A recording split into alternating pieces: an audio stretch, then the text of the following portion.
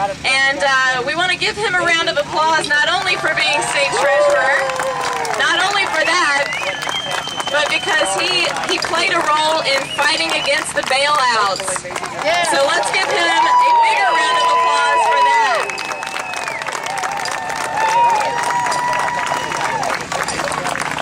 Thank you so much, and good morning to all of you. You know, there are times when those of us who have the good fortune to be elected to political office wonder, does anybody out there really watch what's happening inside those big marble buildings? In the last 6 weeks, the last 3 or 4 months, there can be no doubt that people are listening like never before.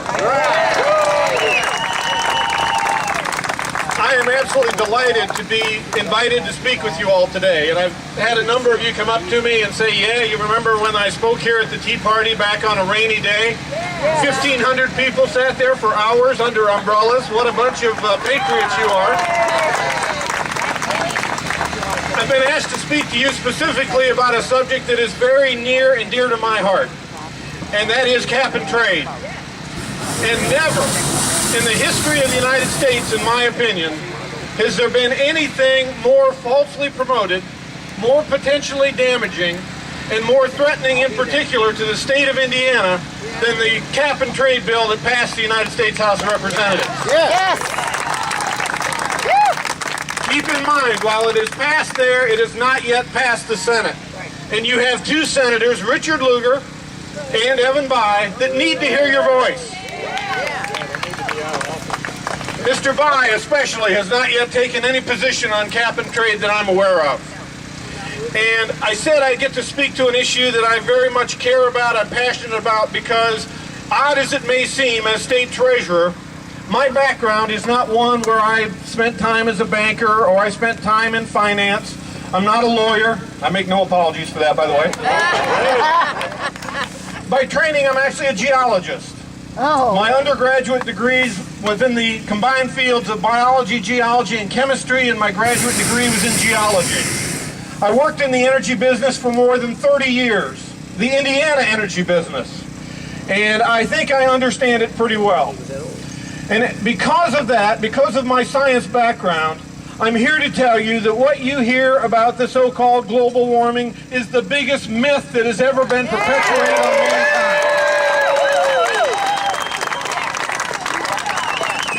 I am sick to death of people walking to microphones and trying to scare us and scare our economy to cause us to go in a different direction because of the so-called threat of global warming and climate change. And by the way, have you noticed that recently they don't call it global warming as much as they did? They call it now global climate change. Well, why that change?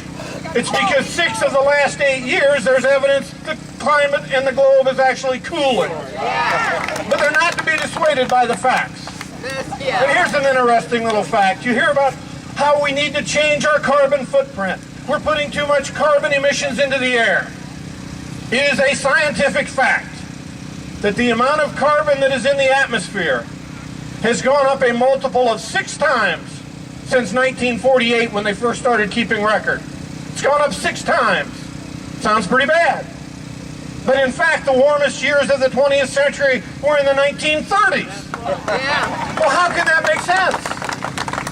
In fact, if it's gone up 6 times, how is it possible that 6 of the last 8 years we are seeing global cooling? What's at work here is something far more complex even than the bureaucracy of Washington. What is at work here are the laws of physical science. What's at work here, what's changing the Earth's atmosphere, if it's changing at all, is about what's happening on the surface of the sun, and there's no one in Washington, D.C. who can change that.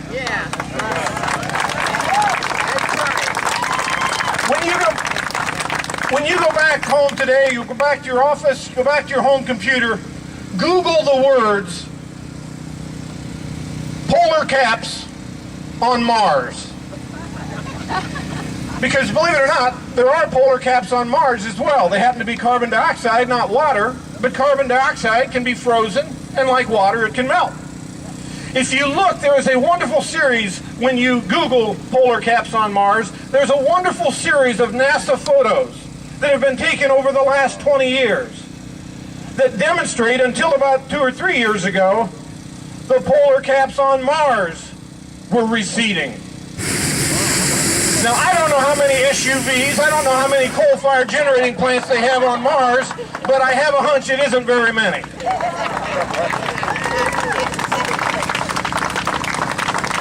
Those in Washington who would discount science do it for a deliberate reason, and that is they want government to grow.